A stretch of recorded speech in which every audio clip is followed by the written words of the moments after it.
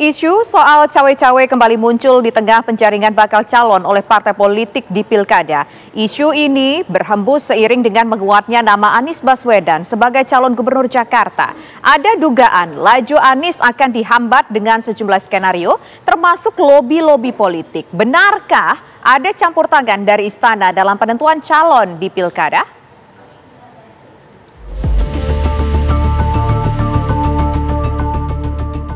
Menjelang pemilihan kepala daerah November mendatang, partai politik sudah mulai bergerilya mengotak-atik calon yang akan mereka usung. Di tengah hiruk-pikuk penjaringan calon dan penjajakan koalisi, isu cawe-cawe juga kembali mengemuka. Di Jawa Tengah, Kapolda Irjen Pol Ahmad Lutfi dikabarkan sudah mendapat restu dari Presiden Joko Widodo untuk maju di Pilgub Jawa Tengah. Kalau kita membaca tanda-tanda alam, sepertinya memang bahwa Jokowi merestui dan mendukung Ahmad Lutfi itu kan cukup terbuka. Terutama kalau kita melihat partai yang selama ini cukup identik dan dekat dengan Jokowi, yaitu PSI dan PAN, adalah dua partai politik yang belakangan seringkali menafsirkan keinginan-keinginan dan kehendak politik Jokowi. Jadi ini adalah tanda yang kemudian bisa diraba sebenarnya betapa Jokowi memiliki irisan yang cukup dekat dengan Kapolda Jawa Tengah yang mungkin sangat akan berkompetisi di Pilgub yang akan dilaksanakan tanggal 27 November serentak secara nasional. Di Jakarta, kabar soal penjegalan Anies Baswedan yang baru-baru ini memutuskan kembali berlaga di Pilkada juga menimbulkan spekulasi liar. Jalan Anies menuju Jakarta 1 disebut-sebut tidak mulus setelah tersiar kabar ada upaya istana untuk menghambat sang petahana lewat lobi-lobi partai. Dalam sebuah pertemuan di istana pada akhir Mei lalu, Presiden Jokowi dan para petinggi partai koalisi dikabarkan mempersiapkan nama Ridwan Kamil untuk menandingi Anies. RK bahkan akan disandingkan dengan Kaisang Pangarep yang kini bisa maju usai Mahkamah Agung mengubah penafsiran syarat minimal usia calon kepala daerah. Semua prosesnya masih berjalan, mengalir saja. Bagi kami, isu paling utama adalah tentang kesejahteraan warga Jakarta. Bukan tentang siapa yang akan menjadi pasangan, bukan soal-soal itu. Dan itu prosesnya masih panjang, mengalir saja nanti. Ya. Sebelumnya, mantan Ketua MPR Amin Rais pun ikut menyentil soal ini. Ia meminta jangan ada lagi yang cawe-cawe lantaran bisa merusak demokrasi. Ingat ya, merusak itu lebih mudah, ya. Untuk membangun itu lebih berat. Jadi orang itu, saya lupa namanya, itu sudah merusak demokrasi ini. Ya. Nah jadi saya pikir sudah waktunya, goodbye sir, please go back to your asal-usul. Ya. Kemudian nggak usah cawe-cawe lagi, biarlah Pak Prabowo ambil alih dengan dukungan mayoritas partai-partai politik dan Indonesia, mudah-mudahan ada harapan. Tidak dapat dipungkiri, dalam menentukan calon yang akan didukung, elit politik tampaknya mulai harus mendekat dan berebut pengaruh dari lingkaran kekuasaan. Parpol pun harus benar-benar bisa membaca siapa jagoan pilkada yang mendapat dukungan dari istana, sehingga harus hati-hati untuk mengusung calon yang ditolak istana. Tim TV One mengabarkan. Presiden Joko Widodo enggan berkomentar ketika ditanya soal pemilihan kepala daerah Jawa Tengah maupun pencalonan Kaisang di Pilkada Jakarta. Sebelumnya ada dugaan campur tangan Presiden dalam penentuan calon kepala daerah. Pak Jokowi untuk Pilkada Jateng, Pak. Pilkada Jateng tanyakan ke partai politik, ke parpol. Ya. Pak, untuk dari Pak Jokowi sendiri, Pak. Untuk restu kepada Pak Kaisang gimana Pak Jokowi? Cukup ya. Restu ke Kaisang gimana Pak? Terima kasih. Partai Keadilan Sejahtera mengaku dirayu Koalisi Indonesia Maju untuk bergabung di koalisinya pada Pilkada Jakarta dan ditawarkan posisi calon wakil gubernur. Sementara Partai Gerindra membantah jika Koalisi Indonesia Maju menawarkan posisi calon wakil gubernur ke PKS.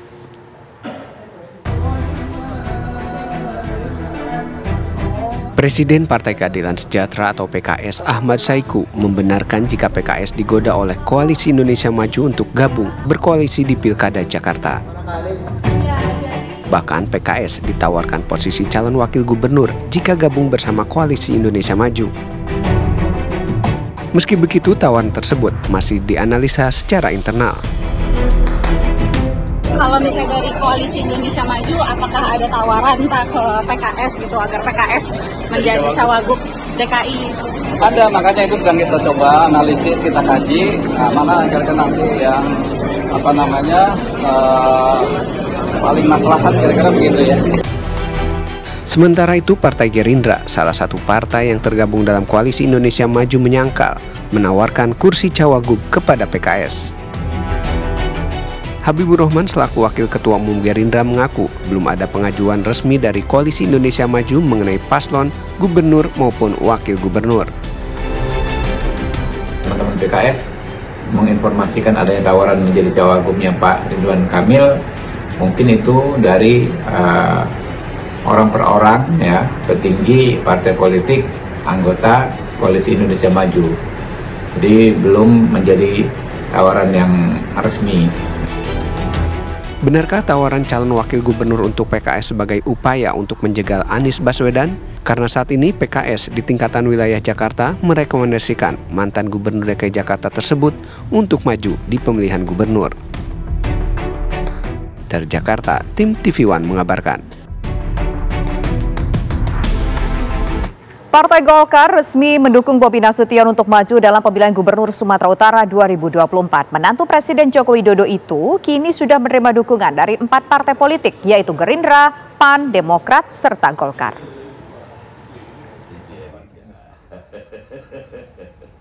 Partai Golkar resmi mendukung Bobi Nasution untuk maju dalam pemilihan Gubernur Sumatera Utara 2024. Dukungan resmi itu disampaikan langsung oleh Ketua Umum Partai Golkar, Airlangga Hartarto. Airlangga mengungkapkan menantu Presiden Joko Widodo itu mendapat dukungan dari 4 partai politik, yaitu Gerindra, PAN, Demokrat, serta Golkar. Sudah dibahas bahwa Pak Bobi akan maju menjadi Gubernur Sumatera Utara dan telah mendapatkan dukungan dari beberapa partai, termasuk dari Partai Golkar. Untuk itu saya minta Pak Doli untuk menyerahkan surat dukungan Partai Golkar. Diserahkan ya. Dukungan ini nanti terus masih satu nama, Pak calon gubernur, nanti akan dilengkapi menjadi pasangan, tentu dengan pasangan yang dipilih oleh Pak Bobi. Dan Pak Bobi ini sudah didukung oleh 5 partai ya, Pak Bobi. Jadi termasuk dari Kim, yaitu Gerindra, PAN, Demokrat, dan Golkar. Kami mengucapkan terima kasih yang sebesar-besarnya kepada Partai Golkar atas support dan dukungan. Memang beberapa waktu yang lalu kami juga selalu meminta support, minta dukungan oleh Partai Golkar untuk bisa saya maju ke Gubernur Sumatera Utara. Dan alhamdulillah sore ini tadi diberikan surat tugas oleh Bapak Ketum yang tadi disampaikan akan diberikan surat rekomendasi apabila sudah ada nama calon wakil gubernurnya. Hasil survei internal Partai Golkar menunjukkan Bobi Nasution dalam posisi unggul di kontestasi Pilkada Sumatera Utara. Selanjutnya, Golkar memberikan kesempatan kepada wali kota Medan itu untuk mencari calon wakil gubernur dari tokoh muda sebelum mendapatkan surat rekomendasi. Dari Jakarta, tim TV One mengabarkan. Nama Bobi Nasution mulai dikenal publik pemirsa setelah menikah dengan Putri Presiden Joko Widodo, Kahiyang Ayu. Karir politiknya dimulai ketika mendaftar ke PDIP sebagai calon wali kota Medan.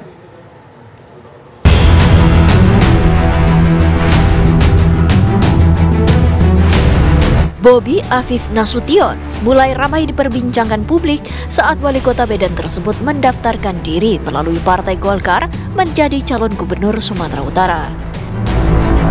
Pria kelahiran Medan tahun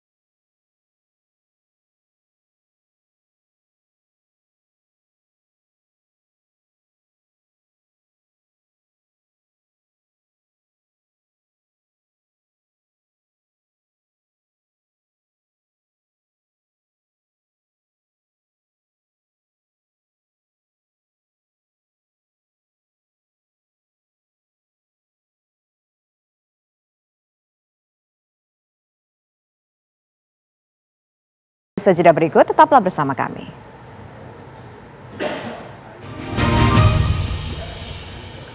Mantan Gubernur Jakarta Anies Baswedan sudah mulai belusukan bertemu warga setelah menyatakan siap bertarung di Pilkada Jakarta.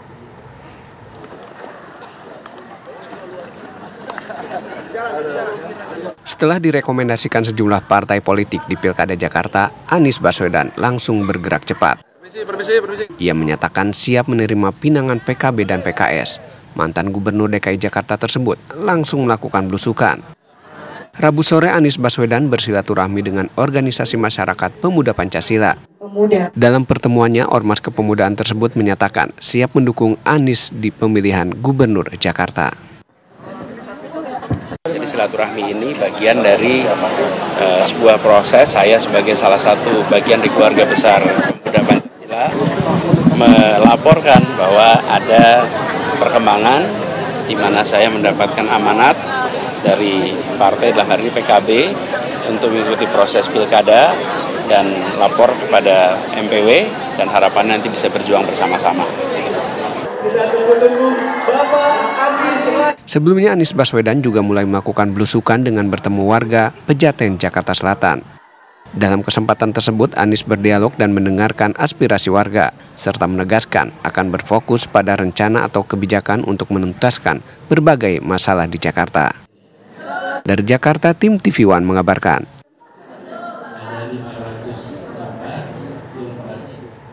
Munculnya nama Anies Baswedan pada bursa Pilkada Jakarta mulai membuat banyak pihak memberikan dukungan. Selain dari partai yang mengusung, ada pula dukungan yang hadir dari golongan lintas agama.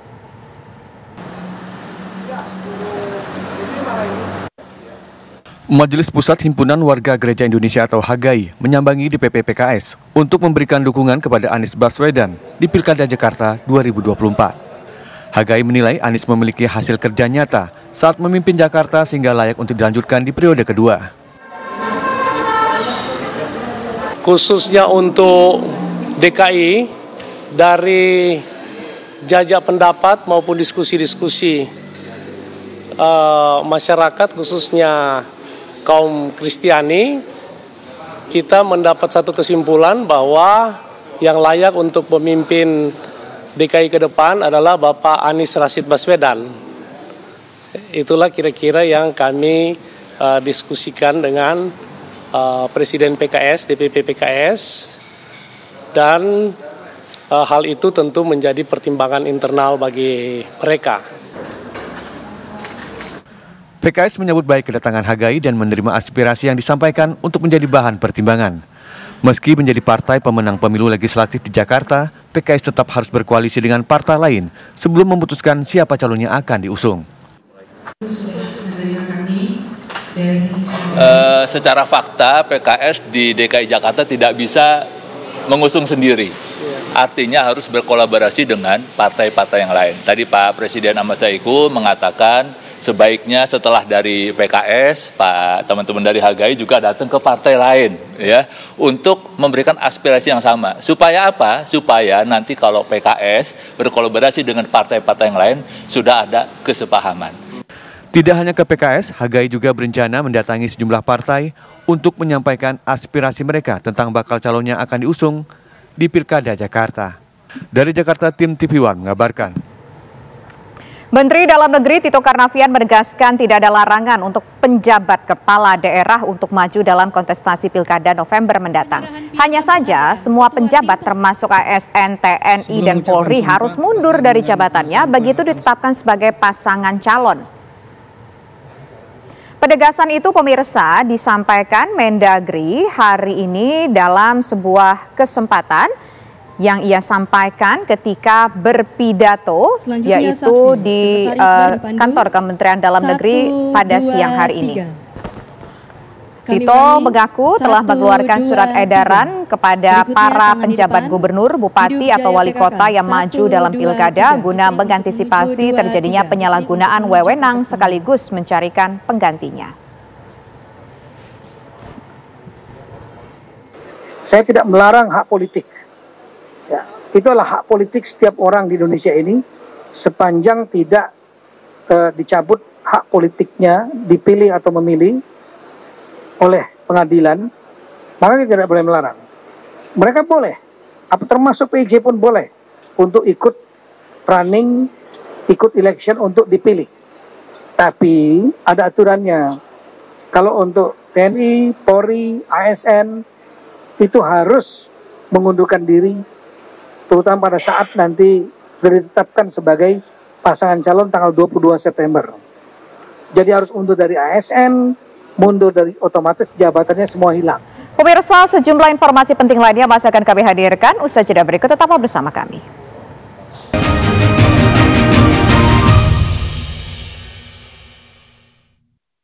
Nama Ridwan Kamil disebut-sebut menjadi sosok yang paling memungkinkan melawan Anies Baswedan di Pilkada Jakarta, walau perlu kerja keras. Meski sudah mendapat dukungan dari sejumlah partai, Partai Golkar belum mau gegabah memutuskan RK untuk maju di Pilgub Jakarta.